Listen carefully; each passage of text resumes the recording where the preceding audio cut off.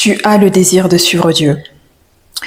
Mais parfois, il se trouve que tu as besoin de suivre tes propres désirs. Et ça, Dieu, il le sait. Mais la réalité, c'est que le plan de Dieu est le meilleur. Le plan de Dieu est le meilleur. Et il n'y a qu'une façon pour toi de le savoir, c'est au tout début, en tout cas avec obstination, tu vas suivre ta volonté, tes désirs, ta direction.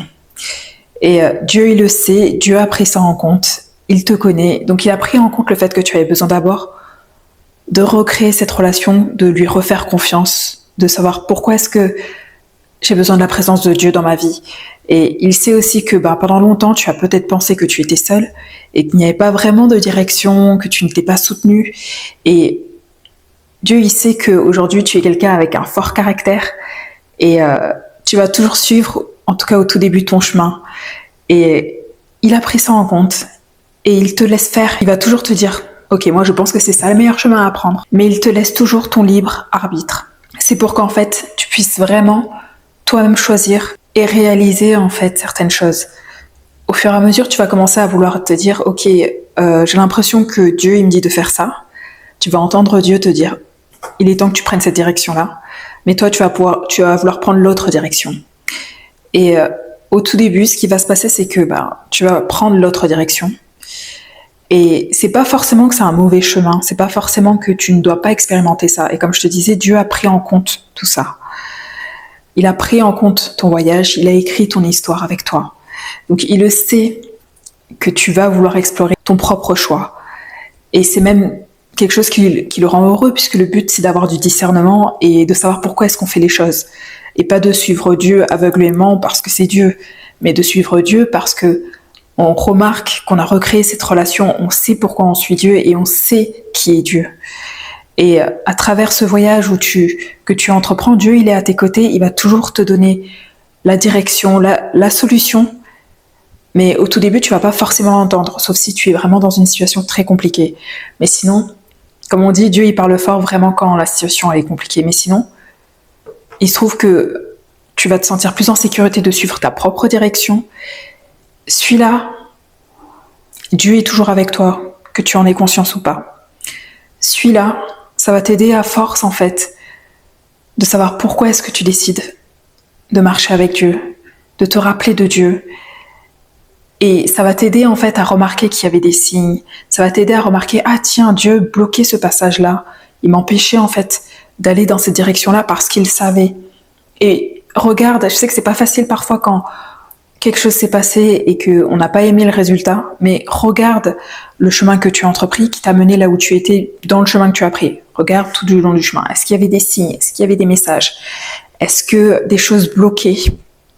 Est-ce que tu as fait des rêves qui t'indiquaient certaines choses? Est-ce que même toi, ton intuition bloquait ou quelque chose était du style non, il faut pas que j'aille par là, mais tu t'es dit non, ton mental est arrivé, il a dit non, ça semble le chemin le plus logique, il faut prendre ça.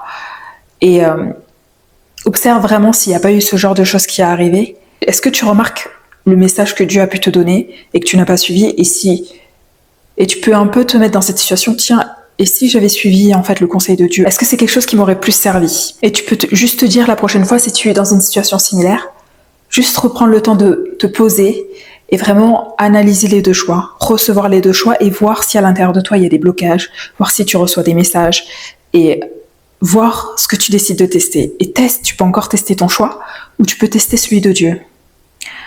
Mais la réalité, c'est à force que tu fasses ça, déjà ça renforce le fait que tu sais que tu es guidé, ça renforce ta capacité à entendre les messages, à les voir et à voir les signes, les guidances.